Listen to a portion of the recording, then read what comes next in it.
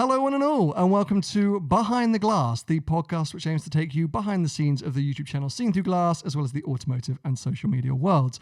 I'm your host, Sam, from that YouTube channel Seen Through Glass, and joining me, as always, it is, of course, Tony from Gravelwood Car Sales. Oh. Hello! Hello, mate.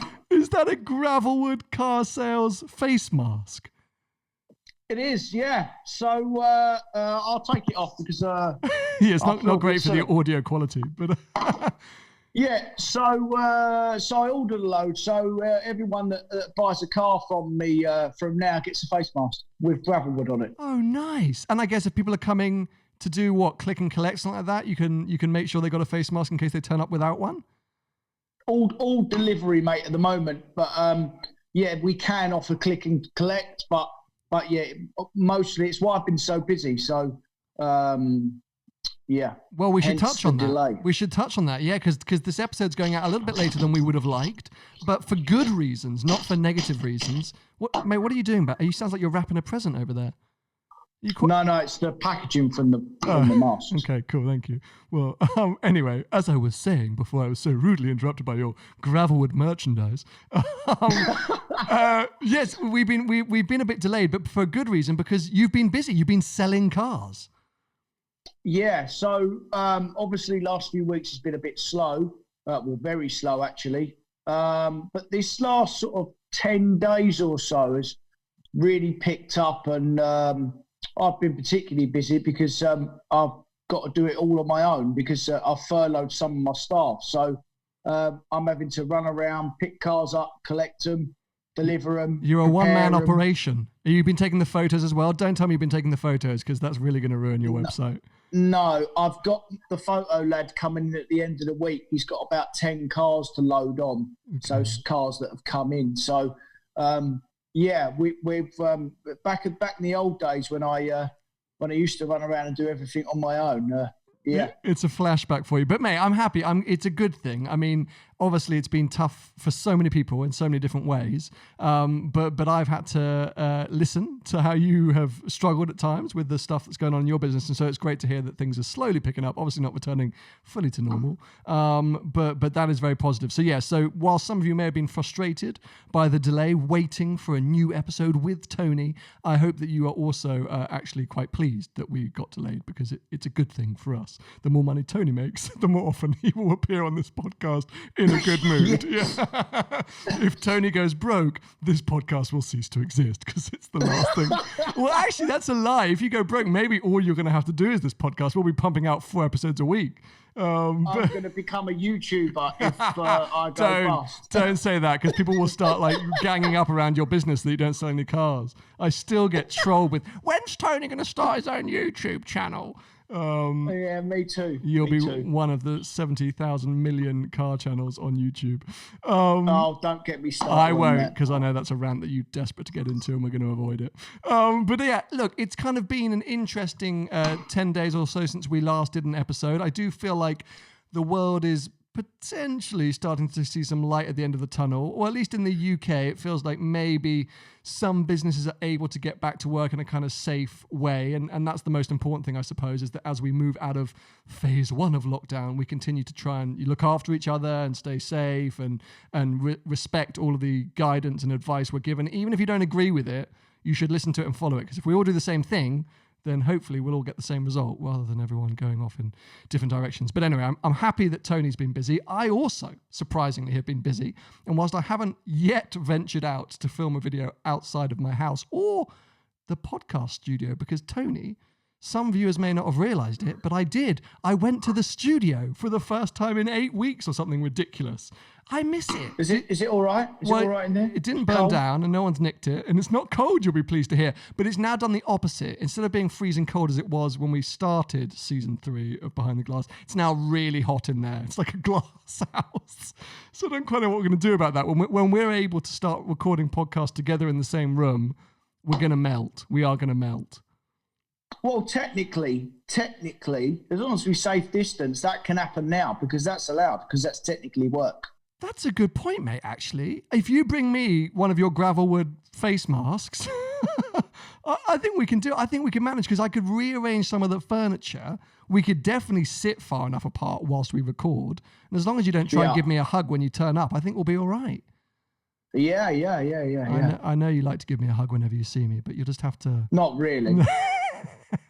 You say this because you're on camera, you know you're being recorded, but if we were off camera, he's a very affectionate guy, Tony. If you ever meet him in real life, just go up and give him a big hug. He loves it. You know, car meets, wherever it is, as long as it's safe to do so, give him a hug. Actually just saying don't squeeze too hard. Yeah, don't squeeze too hard. And actually saying that, I'm not sure when we're ever going to be able to give each other hugs. But let's move on. This is not a coronavirus podcast. This is a car podcast. And there is car news to discuss. Firstly, I want to have a bit of a go at you, Tony, because you upset me on yesterday or Monday, Sunday. Well, I mean, that won't be the first time and it won't be the last time. I absolutely upset everyone. You do. You ruin everyone's lives almost every day. But you upset me because on Sunday, I had a huge amount of fun taking part in a Formula One esports event called Challenge Heineken Legends. Raced against Nico Rosberg, David Coulthard, a number of other people on a version of F1 2019 using a simulator rig. And I was like, this is amazing. I had so much fun. What an epic race. And I text Tony this, and he just replied saying, race. It's a game, you nerd. Do you know why I said that as well? Because I knew that you would have been so pleased with yourself that the fact that you'd have been racing all these old F1 drivers. And I thought, do you know what? He's going to expect me to go, oh, well done, mate. You've done so well. So I just thought I'd go the other way and completely wind him up. And I knew I'd wound him up because he just told me to go to bed. I said, get to bed, you old man. Like you annoyed me so much because you have had a go previously off camera and I think on this podcast about the fact that you don't really think, you know, e-gaming is a thing. But I discovered that it is a thing and that you have to have some kind of talent. Okay, maybe it doesn't relate to actual real life driving talent. As we saw, I was competing with Nico Rosberg, slightly unrealistic. But it's still fun and it's still something to enjoy. And the fact that you just dismissed it so quickly, I was like, you dick. Yeah, because I it's the same with like football games as well. Like if it's not real, like I'm not interested. Yeah, like, if you'd have said to me, it. I'm racing Nico Rosberg in a real car, even if it's not that competitive, I'd have been there watching you. Like I would have loved to have seen it, but. I mean, on a game, you don't care. It's a game. It's a game. What I would change between that and FIFA is that if you can have a simulator rig like I did, whilst it's still nowhere near like driving a real car, it is an enhanced experience, and you do have to have some kind of skill. I don't think it's necessarily proper driving skill. Okay, fine, you can get some simulator rigs and some simulators that are very, very real. Heck, Formula One teams have simulators that they use to genuinely develop their car. But in terms of what we can buy at home to play and race with, I don't think it's that realistic. But then again, you look at like Max Verstappen, Lando Norris, Charles Leclerc, like they just dominate everywhere. That's got to show that they've got real driving talent as well as gaming talent. Yeah, but you haven't. Yeah. Thank you so much for that, Tony. Well, it turns out... I mean, the bit that I saw is that you was going in a straight line and you hit a wall. No, that was David Coulthard. That was David Coulthard. I was following him in a straight line and he used the rear view button. And as he was looking backwards, he veered off and hit the wall and then I rammed into him. So not me to blame. Don't be such a douche. Anyway, let's move on to this because clearly you're an arsehole. And my audience don't seem to care either because the views of that video are appalling, but I had a good time, so that's all that matters.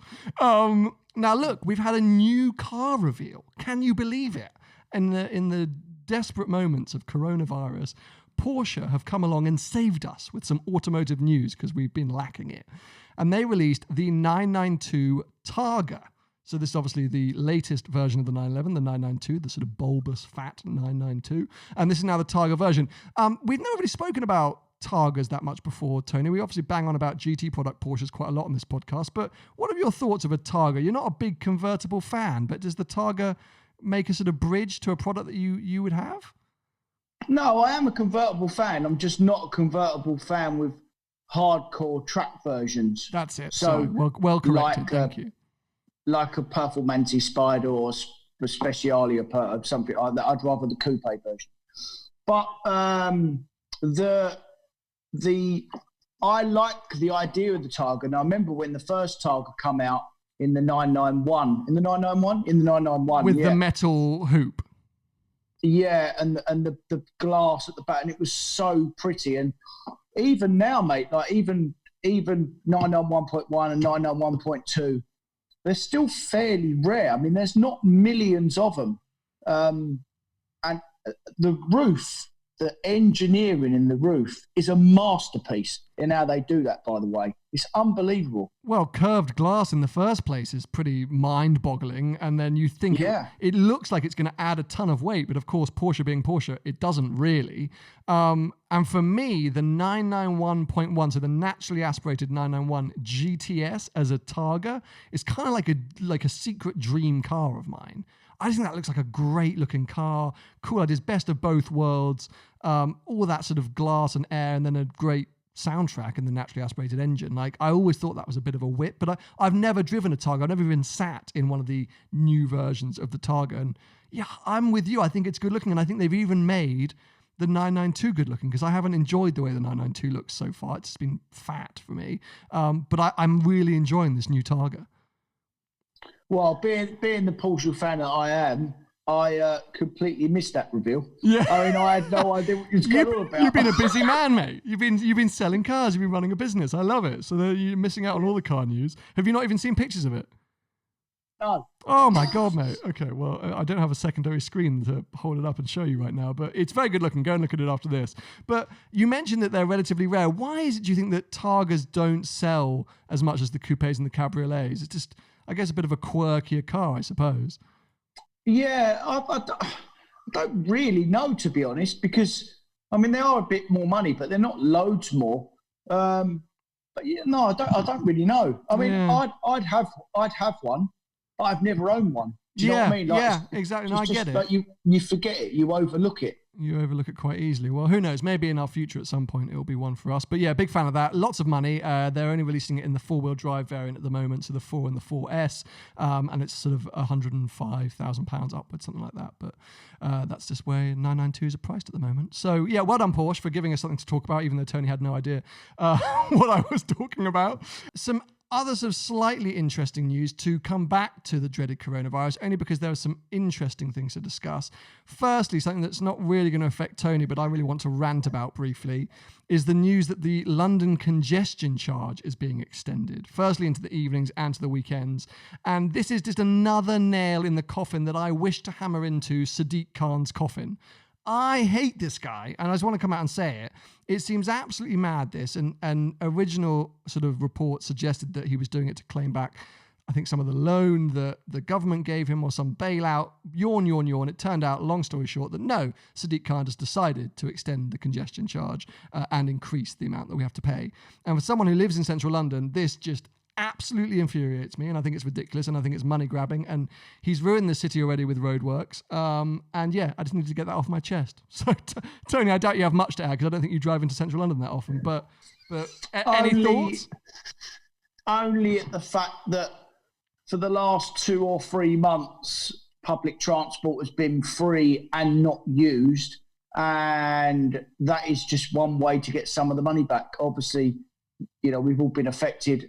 Everything, even the transport, because the transport is obviously backed by the government, but it's a standalone business. It has to be efficient and run by itself. So that's probably just one of the ways they're going to try and get some money back.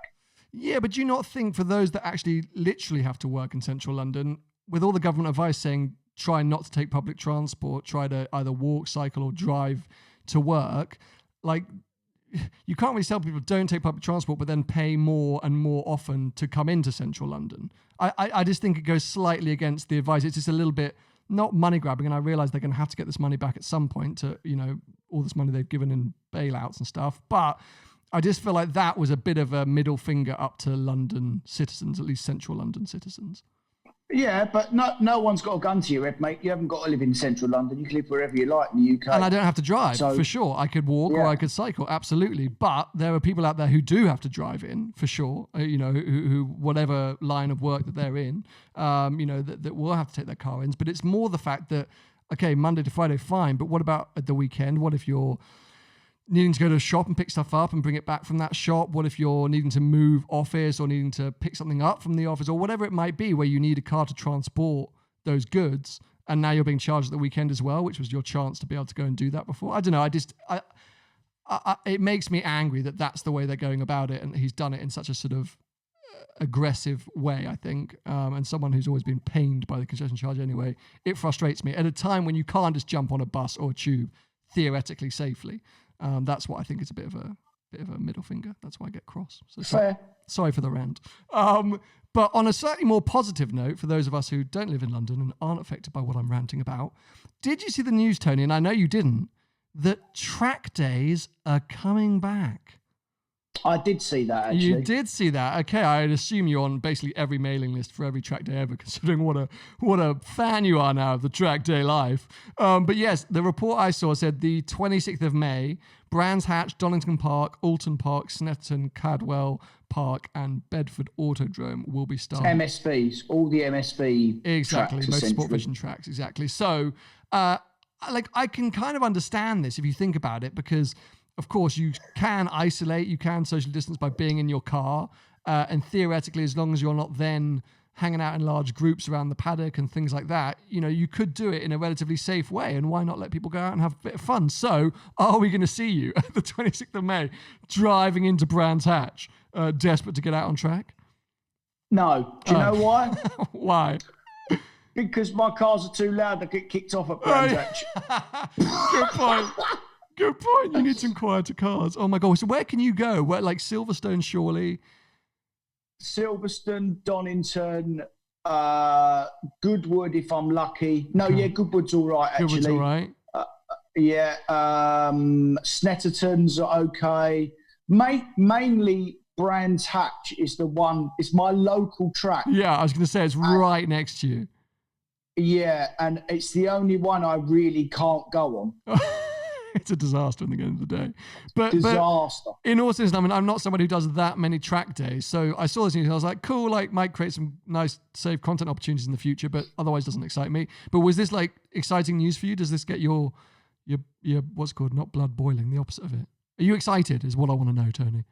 Not really, because I'm not going to do many this year because I've got to do some work.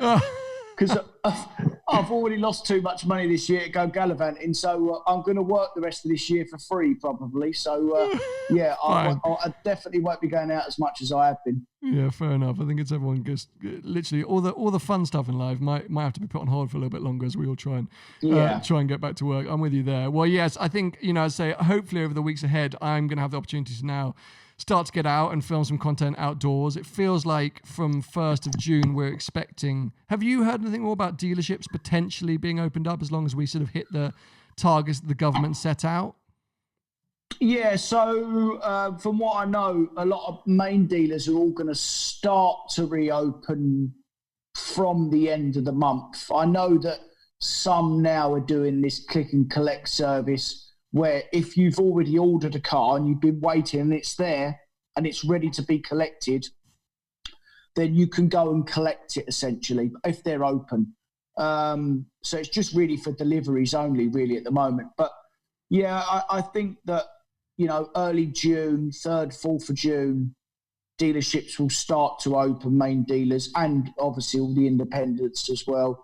I really think that the main dealers in particular are going to have a really tough time in social distancing. I mean, I heard today from one of our cleaning suppliers that supplies all our cleaning stuff. He said disinfectant's a big thing at the moment, and some of the big dealer groups are ordering it in, gallons and gallons and gallons, because every time they have a customer's car come in, they're going to sanitize it or disinfect it 3 times. Wow. I mean, yeah, they're just not going to have the time, mate. I mean, flipping hell. Well, it's just going to have to change, isn't it? The way that we go car shopping, the way we do anything. I mean, for example, test drives are going to be out the window for a while, aren't they? Because how on earth are you going to be able to facilitate a test drive? You couldn't have a salesperson in the passenger seat with someone behind the wheel, because immediately you're then breaking any kind of social distancing guidelines. But as you say, like jumping in and out of cars, even going to a showroom, walking around and being able to open a door and just sit in a car doesn't feel like it's going to be something that's going to be possible for a while. But your advice here, I mean, over the last, 5 to 10 years, hasn't a lot of car shopping switched to kind of being online anyway? Like, are those days of someone just coming in and just having a walk around and then stumbling across something they want to buy kind of gone? Are people slightly more decided on what they want and what they're doing by the time they actually call you or come down to the showroom? So it depends on what level in the market you're at. So certainly with sports cars and performance cars and supercars and stuff, people generally know what they want. So they're coming to you normally, and especially us as an example, they're coming to buy a car essentially. They've whittled ours down to one or two, and generally speaking, they're coming to buy the car. So with that in mind, it's not really going to affect us too much. And we've been offering delivery and remote sales for a number of years now. And we work from a big industrial unit and have done for 6 or 7 years, because back then I had showrooms and I shut a showroom because I saw that it probably wasn't the way forward. And when you look at all the main dealers now, they're all on big retail parks. They're not in high streets anymore. And I just think the general consensus of people buying cars now is going to change. And the main dealers are going to suffer more than the independents. The independents will be able to adapt because they're already doing that remote selling, and the service is a bit different. Whereas with a main dealer, they're so committed to getting people into cars to test drive, and the problem is, mate, the statistic was a few years ago, I don't know if it's changed now, is that they say that only 13% of the British car buyer knows what he wants. So 87% of people don't know what to buy. Wow. So people like my sister or even your sister, they just want a car. They don't care. Has it got aircon? Does it fit 5 people? What's it like? Fine. They're not like us. They're not petrol heads. Sure. So the main dealers are going to have to think out the box and change the way they do their business for that reason. Absolutely. And I think, I think we might even be transported back to a time of, 50s and 60s when advertising really took on like another meaning and another level of where we're going to have to see very clever promotions that are not only just informative, but attractive. And I think we've been seeing a shift towards this anyway for a while, but where brand values of cars are going to take on such a strong meaning. We're going to move away from this car has this many features and does this and does that.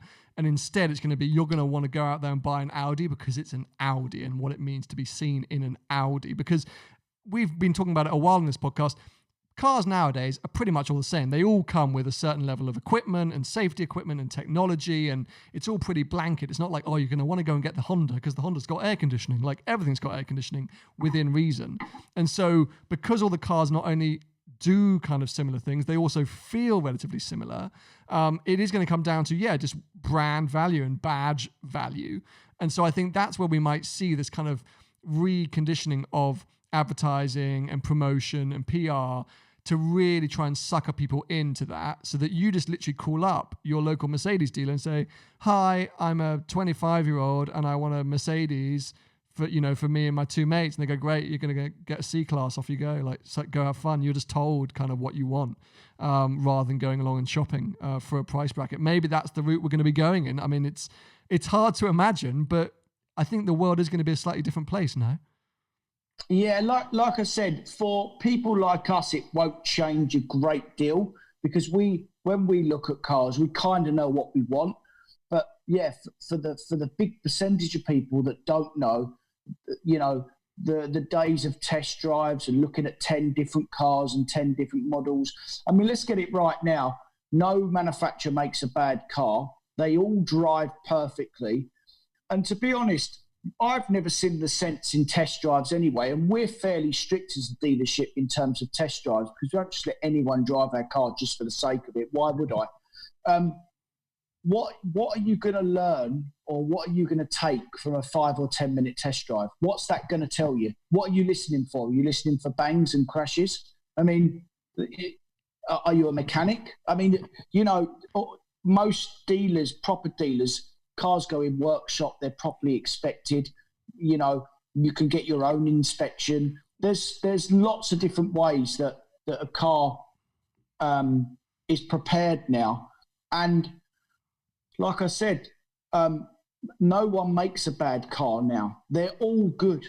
It's just what car you want. Yeah, and I think just to kind of give a separate angle on that, I do think you kind of have to slightly judge where you're buying the car from, because of course, if it's if it's Bob's garage on the side of the A3 and he's got a load of what look like beaten up old crappers, of course you might want to make sure it starts and take it out on the road so it's not going to pull left and the brakes don't squeal. But of course, if you're going to a relatively reputable independent or main dealer, you're right, so many checks, that are done. I've seen the way that you take cars in and how you look after them and the preparations you do before, they go off to a new buyer. But also I remember going up to Alexander's Prestige up north, and that place is amazing. They have literally a full, not only do they service the cars, but they can do full detailing and wash down, and they repair little scuffs. They openly admitted they probably go too far, and they probably even eat into some of their profit margins because of the level that they go to. But that's because the owners are just a little bit OCD like that. And it's quite amazing. But I think, 20, 25 years ago, there was kind of a stigma around used car dealer, wasn't it? That they were always trying to slightly take advantage of you, and they were probably putting, gravel in the fuel or whatever, whatever it might be. And so there is still some hang-ups on that, where people can be a little bit nervous and, I need to, as you say, drive it to listen for knocks or whatever that might be. But if you're driving a 2017 car from a relatively decent dealer, you probably don't need to test drive it. And also, you should have if the dealer's good, right, you should be able to call them up 3 days later and say, the front wheel just fell off or whatever. And that dealer should step in and say, okay, fine, we're going to come help you out. Yeah, for sure. But it doesn't matter where you buy a car from now. As a consumer, doesn't matter if you buy it from Bob's garage or, as long as you don't buy it privately, as long as you buy it from a dealer, from a proper business, you're so protected as a consumer now. Dealers can't behave in that manner anymore. They can't sell you a car with a fault. They can't. There's lots that they have to sell you a proper prepared car that's fit for purpose. So, and there's no argument. And as well, if you buy a car on finance, which a lot of people do, the rules are even stricter then, to the point where you can just call the finance company up and say, this car's broken, come and get it. Yeah. And it's the dealer's problem at that point. So a consumer is so heavily protected now, and going back to test drives and the way that we used to sell cars, I don't think it's going to make too much of a difference, especially what I do, because of the nature of the cars that we sell. People buy them because they want them, because of what they are. It just might make a little bit of difference if you're looking at a Corsa or a Clio or a Peugeot or something like that. And to reverse it, do you ever get people coming along who are trying to Part X something and trying to one-up you a bit? So bringing in something really dodgy that they sugarcoat and have taken for a nice valet the day before, but they're saying, can I Part X it? Do you just kind of take it at face value? Do you ever test drive a Part X, or do you ever kick the tires of a Part X, or you just kind of trust? No, it's not about trust. Without sounding big-headed, I can see a bad car from a mile away. You're like a car whisperer. A mile away. This car has a dodgy front suspension. So I can sense it. The thing is as well is that, yes, some motor dealers have a bad reputation and the job sometimes has a bit of a bad name.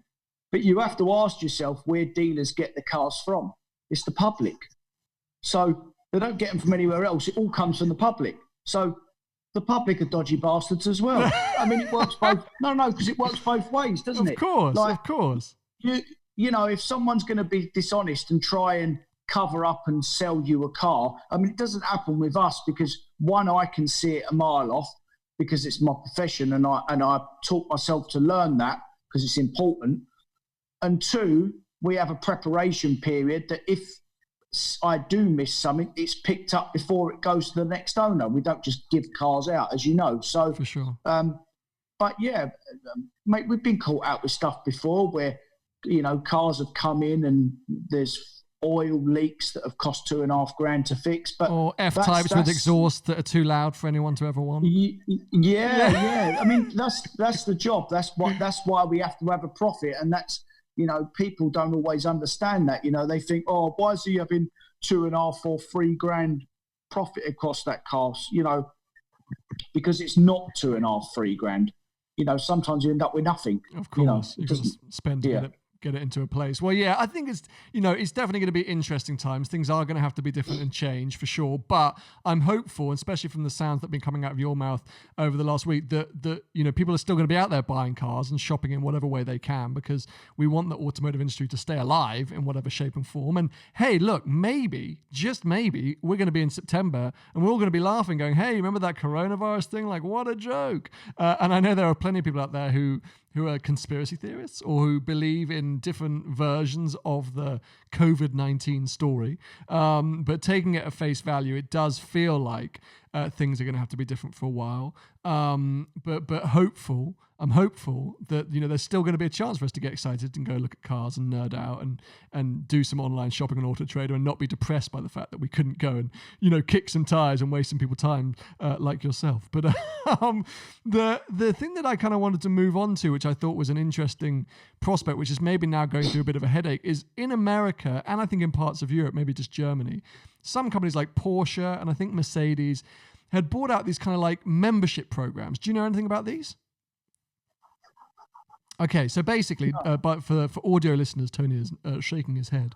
Essentially, you would sign up for a monthly payment of $1,500 or €2,000 or whatever it might be, and for that you can choose a car within the range at that price bracket. So let's take Porsche for example. You pay £2,000 a month, and you can have a Macan or a Cayman. If you want to step it up to £3,000 a month, you can have a GT4 or a 992 Carrera, etc., etc. And if you're paying, you can literally change the car whenever you like. Almost like a sort of, phone contract where you can just chop and change whenever you want. So the point is that you're paying that membership, and for as long as you want it, you can have a car, but you can also go and change to the, another car in that price bracket. And it was kind of seen as this membership. Now, in my mind, I think something like that kind of business model is something that could start to struggle. Maybe I'm wrong, but it feels like that's kind of increasing the amount of, I don't know if that's a really great idea or a really bad idea, given everything that's going to happen. I was just about to say, I think it's going to struggle, but then I was actually, well, no, maybe it won't struggle. Maybe that's what people are going to want now, rather than committing to owning one car. They're going to want to have options like this.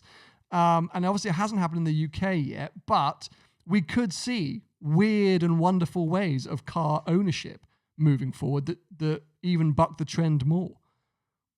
Yeah, you know what I'm pretty sure that's going to come soon. Especially the Germans, when you buy a car, an Audi, BMW, Mercedes, for instance, and you can buy them with so many different levels of trim. Of course. So many. Of course. So it's mind-boggling, the trims that you can have, actually, and the technology and this and that, and pack this and pack that. Now, I've heard, and Audi are very close to developing this, that what they're going to do is that apparently they were going to build cars with every option on them. Mm-hmm. They've all got the options on them. And then you sign up to this app and you pay like a monthly fee, obviously if the car's on finance. And if you want the sat-nav on that month, you pay for the sat-nav. Or if you want the Apple CarPlay, or you want, all the extra bits to work, you pay like a fee. You increase your monthly subscription and then you can get more access. A bit like Amazon and stuff like that. And that I'm fairly sure that's coming. That definitely with the Volkswagen Audi group, that's for sure.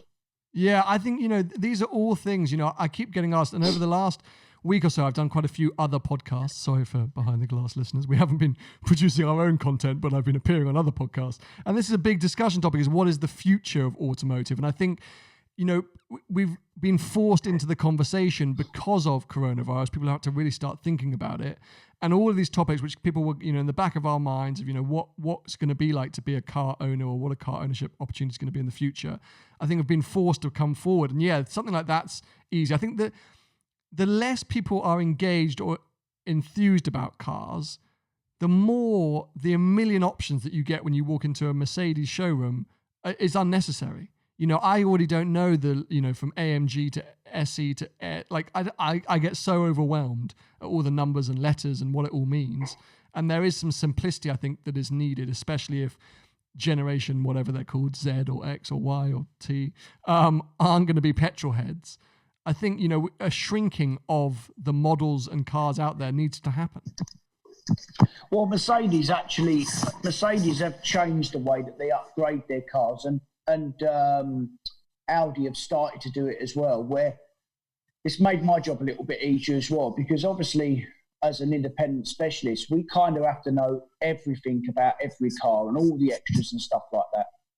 And it's challenging to keep remembering it all and figuring out what's this one got. But Mercedes a few years ago introduced packs to their cars. So you'd have an AMG line, then you'd have an AMG Premium, then a Premium Plus, and then the nut job AMG stuff. So there's only 3 or 4 models, trim lines essentially, which makes things a lot easier because that's just how they come. Sure. But yeah, a lot of other manufacturers are probably going to go that way for that reason. It just makes it easier for people to decide. Exactly, because it's just, there's too many options, and talking to someone who's not a petrol head or not clued into this, it gets overwhelming. I mean, heck, I still get overwhelmed by the Porsche lineup, and we like a Porsche. Which brings me on to something that I want to discuss. When are we going to be doing our Porsche special, and who should we invite on to do it with? Well, I don't think we should invite anyone. Just let me do it on my own. No, I'm not allowing you just to rant about Porsche for 50 minutes. That will kill us. We either need another enthusiast, or we need someone who hates Porsche. Who doesn't like Porsche? Or we could have JWW on. He's a bit of a Porsche fan. Well, he's a bit of a GT3 fan. I think he's a Porsche fan. Yeah. No, he's a GT3, and he likes GT3 RS as well. Yeah, get him on. He's all right. We could get James on, couldn't we? We have similar taste in car. I mean, we've got that. What's that car called that I've got coming again? Your Koenigsegg Gemera. Yeah. I mean, you can share spec tips with each other. We can, yeah, because we've both got children, so I mean, it's perfect. Perfect, 4-seater. That's what you need. Okay, well, maybe I'll drop James a message and see if we can get him on for a bit of a Porsche special. See if he'd be up for it. I don't think anyone's going to be able to go head to head with you on the Porsche. I'm going to have to be like the least Porsche guy at the table. That sounds surprising, but we'll make it happen, and hopefully that will be coming to you guys soon. As I mentioned, I'm going to be trying to get out there and doing a bit of outdoor content. I feel like if kind of mid-June-ish, you're allowed to kind of operate and be open, I might come down there and see what you got in stock. I shouldn't be revealing this yet. No, I'm not going to. But I think I've figured out my next daily. Let's not talk about it anymore. But I've kind of figured out what I'm going to be doing, I think. Let's not talk about it anymore, because I know what it is and I might drop you in it. Yeah, you probably will. I was going to say I was going to come down and do some car shopping at your dealership, but that'll be a bit pointless because I think I would have bought the car by then. But anyway, I think, we're well overdue a bit of a Gravelwood on the main channel content. So fingers crossed, in not too distant future, we'll be back at it. And maybe in the not too distant future, Tony and I will be back together once again in the studio. And if I still have it, Tony, you can have a go in the sim rig and just see how well you fare on what is supposedly a game for children. I mean, I would like to, but I am not very good on a sim. I openly admit that I'm not. I've been on Archie's one, and I've been on some, all different places. Requires and I'm really some just skill, not very doesn't good. it? I mean, I'm not very good in a car either, No. so I mean, it's kind of makes sense. So It's realistic then, more realistic than you were letting me think. Well, anyway, sure. thank you for finding the time because it's been a difficult week to try and find a slot, but I appreciate it. And again, congratulations on doing some business and for managing to run your entire business by yourself. Any of you that are out there thinking of buying cars, of course, always go and check out Gravelwood Car Sales. Juicy stock, especially right now. You've got some very nice bits in, including that Mercedes S500, which I've been drooling over. But yes, otherwise, we will catch up with you, I suppose, hopefully next week, as long as we're not both busy. But anyway, for now, Tony, say goodbye. Bye, everyone. And I will say goodbye as well. Goodbye, everyone.